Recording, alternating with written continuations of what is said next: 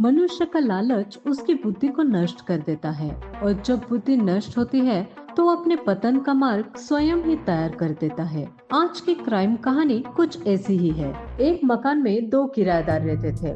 मकान मालिक लगभग 40 किलोमीटर दूर रहता था। एक दिन एक किराएदार के मन में ये विचार आता है कि वो अपने पड़ोसी किराएदार के घर का बिजली कनेक्शन काट दे, क्योंकि वो वहाँ रहता ही नहीं है। हालांकि वो हर महीने किराया देता था, लेकिन वो बहुत कम आता जाता था। इसलिए उसने सोचा कि अगर उसके घर की बिजली कट जाएगी तो बिजली बिल में 100-200 रुपए या उससे अधिक की बचत होगी और ये रकम उसके बिल में समायोजित हो जाएगी। इस तरह वो बिजली के अतिरिक्त भार से भी बच जाएगा। इसी लालच में आकर उसने अपने पड़ोसी के बिजली कनेक्शन को काट दिया। लेकिन जैसे ही बिजली कटी, अगले 24 घंटे के भीतर ही पूरे इलाके में एक भयानक दुर्गंध फैल गई। लोगों को समझ नहीं आ रहा था कि ये गंध कहां से आ रही है। पुलिस को सूचना मिली और वो मौके पर पहुंची। जब उन्होंने जांच शुरू की तो पता चला कि एक लाश जो 10 महीने से एक फ्रिज में रखी हुई थी वहां मौजूद थी। ये खुलासा होते ही लोग हैरान रह गए। किसी ने सोचा भी नहीं था कि महज 100-200 रुपए बचाने की लालच में एक ऐसा रहस्य सामने आ जाएगा जो 10 महीने से छिपा हुआ था। ये घटना लोगों को सोचने पर मजबूर कर देती है कि कोई भी इंसान चाहे कितनी भी चालाकी से अपराध करे, लेकिन एक न एक गलती ऐसी जरूर होती है जो उसे पकड़वा देती है। इस मामले में भी अपराधी तब पकड़ा गया जब उसकी बेटी की शादी होने वाली थी। ये घटना मध्य प्रदेश के देवास शहर की है, जहां वीरंदा धाम कॉलोनी में ये सब हुआ। 10 जनवरी 2025 की सुबह लगभग 8 से 9 बजे पूरी कॉलोनी में एक अजीब सी दुर्गंध फैल गई। लोगों ने पुलिस को सूचना दी और जब पुलिस ने जांच की तो पता चला कि मकान नंबर 128 में एक लाश छिपी हुई थी। मकान मालिक जो इंदौर में रहता था उसको बुलाया गया। उसने बताया कि वहाँ 2 किराएदार रहते थे, एक बलबीर सिंह और दूसरा संजय पाटीदार। संजय पाटीदार जो उज्जैन का रहने वाला था, उसने हाल ही में मकान खाली करने से इनकार कर दिया था क्योंकि उसमें उसका सामान रखा हुआ था। मकान मालिक को पैसों से मतलब था, इसलिए उसने इसे नजरअंदाज कर दिया था। लेकिन आखिरकार सच्चाई सामने आ ही गई। कोई परेशानी नहीं थी। तब भी बलबीर सिंह से पूछा जाता है, तुम्हारे इस पड़ोसी वाले मामले से क्या लेना देना है? वो जवाब देता है, मैंने तो बस 2 दिन पहले यानी 9 जनवरी 2025 को यहाँ का कनेक्शन काटा था। मुझे इससे ज्यादा कुछ नहीं पता। आखिरकार पुलिस उस कमरे को खुलवाती है। कमरा खुलने के बाद जब वो अंदर जाते हैं तो पूरे कमरे का निरीक्षण किया जाता है। तभी उनकी नजर फ्रिज पर पड़ती है जो कपड़े से बंधा हुआ था। फ्रिज को खोला जाता है क्योंकि दुर्गंध उसी ओर से ही आ रही थी। जैसे ही फ्रिज का दरवाजा खोला जाता है, एक लाश बाहर गिर जाती है। वो लगभग 30 या 32 साल की एक महिला की लाश थी जो पूरी तरह से काली पड़ चुकी थी। उसके हाथ बंधे हुए थे और उसे फ्रिज के अंदर इस तरह से बिठाया गया था जैसे कोई व्यक्ति आराम से बैठा हो। जैसे ही लाश बाहर आती है, पुलिस पूछती है ये लाश किसकी है। तभी मकान मालिक, जिसका नाम डीके श्रीवास्तव होता है, बताता है कि इसके बारे में तो संजय पाटीदार ही बता सकता है क्योंकि वो जून 2024 से यहाँ नहीं रहता। वो कभी कभार आता है और चला जाता है। पुलिस ने तुरंत एक टीम गठित की और उज्जैन के गांव मुराना में संजय पाटीदार को ढूंढने के लिए भेजा। वहां से संजय को उसके घर पर ही पकड़ा जाता है।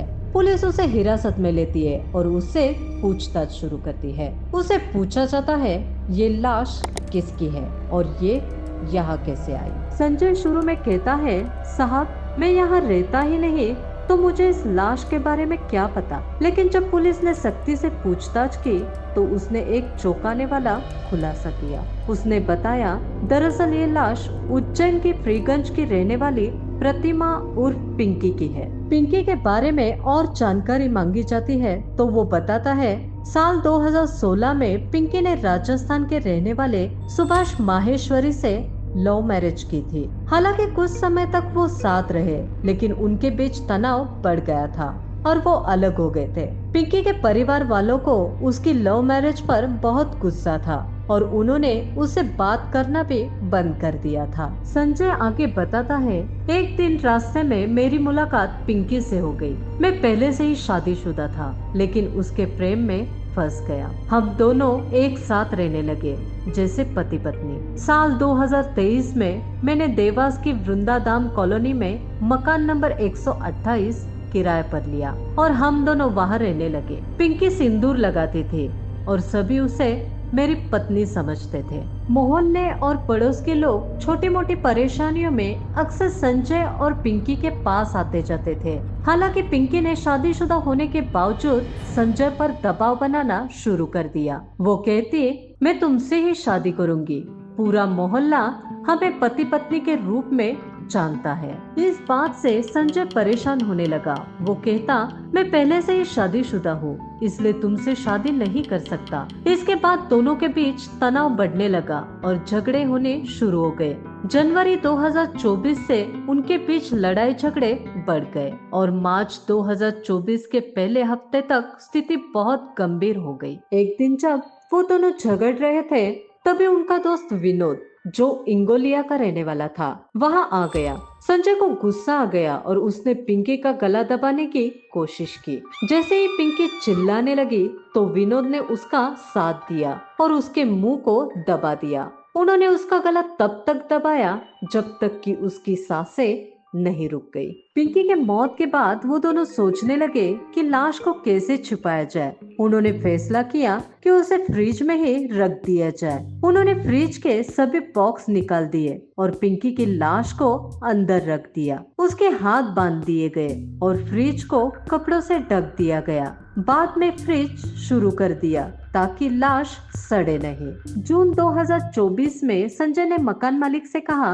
कि वो केवल 2 कमरे रखेगा और बाकी मकान खाली कर देगा। उसने कहा, मेरा कुछ सामान यहाँ रखा है, इसे ऐसे ही रहने देना, मैं किराया बेचता रहूंगा। लेकिन पड़ोसी बलबीर सिंह को लालच आ गया। उसने सोचा कि अगर वो पड़ोसी की बिजली काट देगा तो उसके कुछ पैसे बच जाएंगे। जैसे ही उसने बिजली काटी, फ्रिज बंद हो गया और दुर्गंध फैलने लगी। पूरे मोहल्ले को इसकी भनक लगी और पुलिस को बुलाया गया। पुलिस ने लाश को बाहर निकाला और पोस्टमार्टम करवाया। संजय पाटीदार को भी पुलिस ने गिरफ्तार कर लिया, लेकिन विनोद को पकड़ने के लिए पुलिस ने छापेमारी शुरू कर दी तो पता चला कि वो राजस्थान के टोंक में एक अपराध के लिए पहले से ही जेल में बंद है। संजय को एक दिन के लिए रिमांड पर लिया गया और उससे पूछताछ की गई। पता चला कि वो शादीशुदा है और उसकी एक बेटी है जिसकी शादी फरवरी 2025 में होनी थी,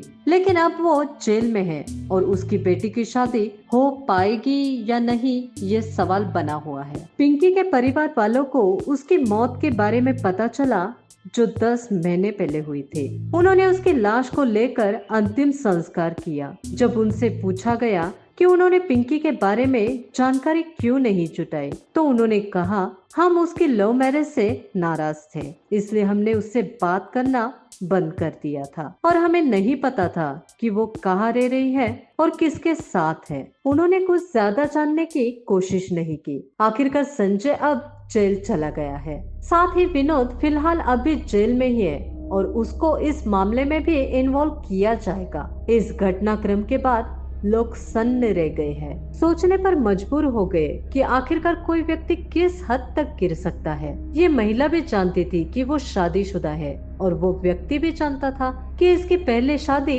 हो चुकी है। उसके एक दूसरे की जिंदगी के बारे में जानते हुए भी इन दोनों ने एक दूसरे के साथ अपनाने की कोशिश की और फिर बात ऐसी बढ़ती है कि शादी तक पहुंच जाती है और शादी के बाद फिर ये मामला कत्ल तक पहुंच जाता है। दोस्तों, इस पूरे घटनाक्रम को बताने का उद्देश्य किसी को परेशान करना या किसी का दिल दुखाना नहीं है, बल्कि आपको जागरूक करना है, आपको सचेत करना है। और इस तरह के जो रिश्ते बनाए जाते हैं जिनकी कोई अच्छी सी बुनियाद भी नहीं होती है, ऐसे रिश्तों का कुछ ऐसा ही अंत होता है। ऐसे न जाने कितने सैकड़ों हजारों एग्जाम्पल्स आप देख सकते हैं। इसलिए कुछ भी रिश्ता बनाने से पहले कई बार सोचने की जरूरत है कि हम किससे अपना रिश्ता बना रहे हैं। और इसका अंजाम क्या हो सकता है।